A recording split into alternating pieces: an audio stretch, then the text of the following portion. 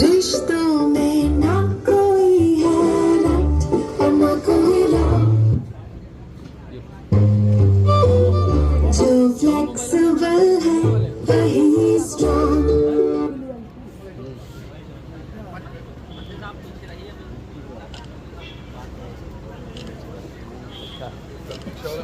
आता रहेगा।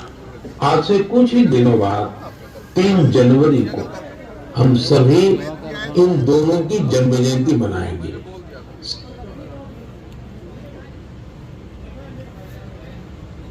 सावित्रीबाई फुले जी का नाम आते ही सबसे पहले शिक्षा और समाज सुधार के क्षेत्र में उनका योगदान हमारे सामने आता है।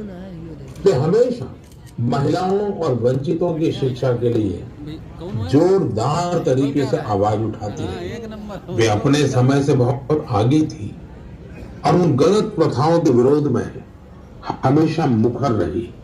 शिक्षा से समाज के सशक्तिकरण पर उनका गहरा विश्वास था।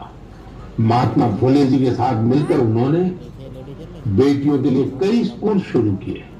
उनकी कविताएं लोगों में जागरूकता बढ़ाने और आत्मविश्वास भरने वाली होती थी।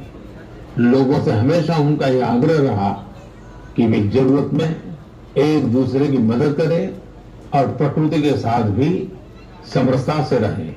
वे कितनी दयालु थी, इसे शब्दों में नहीं समेटा जा सकता। जब महाराष्ट्र में अकाल पड़ा तो सावित्रीबाई और महात्मा फुले ने जरूरतमंदों की मदद के लिए अपने घरों के दरवाजे खोल दिए। सामाजिक न्याय का ऐसा उदाहरण दिल्ली ही देखने को मिलता है। जब वहां प्लेग का भय व्याप्त था तो उन्होंने खुद को लोगों की सेवा में झोंक दिया। इस दौरान वे खुद इस बीमारी की चपेट में आ गई। मानवता को समर्पित उनका जीवन आज भी हम सभी को प्रेरित कर रहा है। साथियों, विदेशी शासन के खिलाफ संघर्ष करने वाली देश की कई महान विभूतियों में से एक नाम रानी वेलु नाचियार का भी है। तमिलनाडु के मेरे भाई बहन आज भी उन्हें वीरा मंगई यानी वीर नारी के नाम से याद करते हैं। अंग्रेजों के खिलाफ रानी वेलु नाचियार जिस बहादुरी से लड़ी और जो पराक्रम दिखाया वो बहुत ही प्रेरित करने वाला है। अंग्रेजों ने शिवगंगा साम्राज्य पर हमले के दौरान उनके पति की हत्या कर दी थी, जो वहां के राजा थे। रानी वेलु नाचियार और उनकी बेटी किसी तरह दुश्मनों से बच निकली थी। वे संगठन बनाने और मरूद ब्रदर्स यानी अपने कमांडरों के साथ सेना तैयार करने में कई सालों तक जुटी रही। उन्होंने पूरी तैयारी के साथ अंग्रेजों के खिलाफ युद्ध शुरू किया और बहुत ही हिम्मत और संकल्प शक्ति के साथ लड़ाई लड़ी। रानी वेलु नाचियार का नाम उन लोगों में शामिल है जिन्होंने अपनी सेना में पहली बार और विमेन ग्रुप बनाया।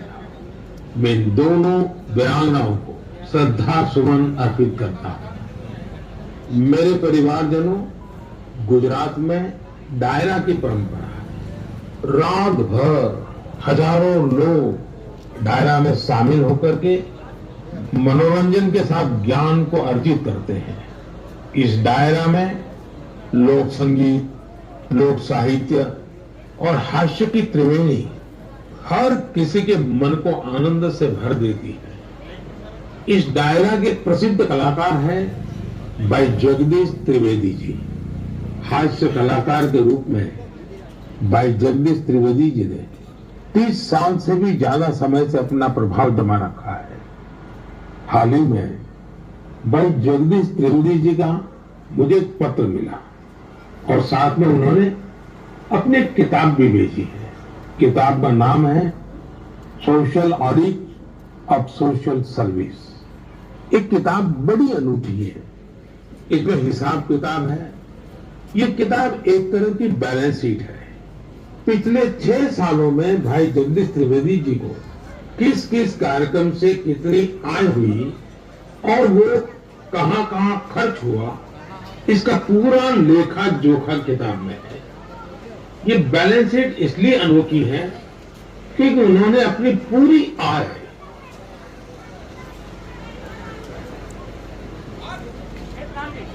एक एक रुपया समाज के लिए, स्कूल, हॉस्पिटल, लाइब्रेरी, दिव्यांग जनों से जुड़ी संस्थाओं, समाज सेवा में खर्च कर दिया।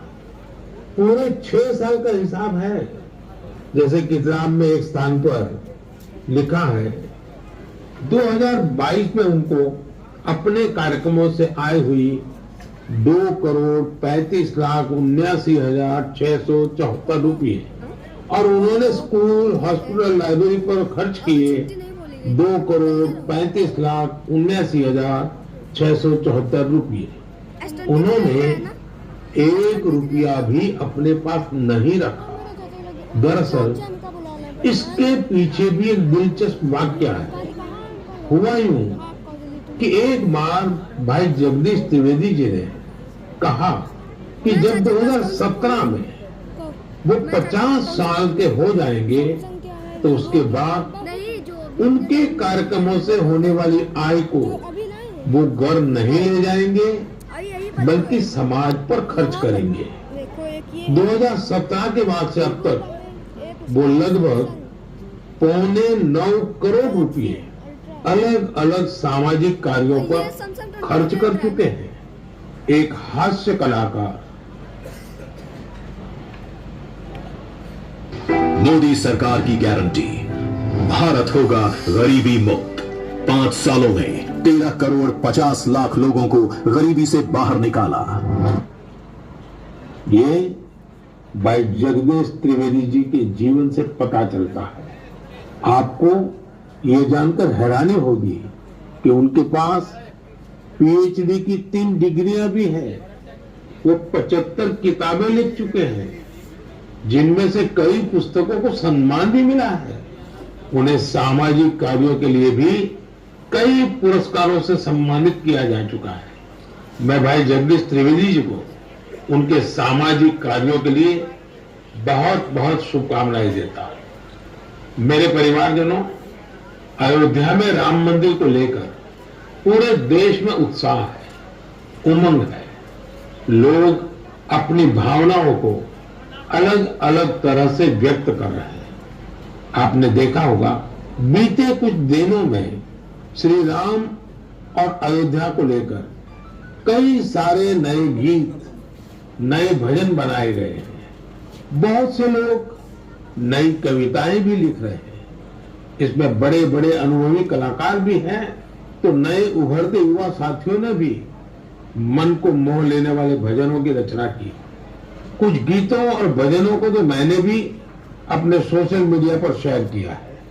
ऐसा लगता है कि कला जगत अपनी अनूठी शैली में इस ऐतिहासिक क्षण का सहभागी बन रहा है। मेरे मन में एक बात आ रही है कि क्या हम सभी लोग ऐसी सारी रचनाओं को एक कॉमन हैशटैग के साथ शेयर करें। मेरा आपसे अनुरोध है कि हैशटैग श्री राम भजन के साथ आप अपनी रचनाओं को सोशल मीडिया पर शेयर करें।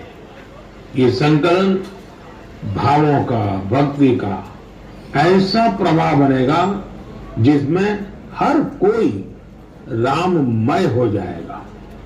मेरे प्यारे देशवासियों, आज मन की बात में मेरे साथ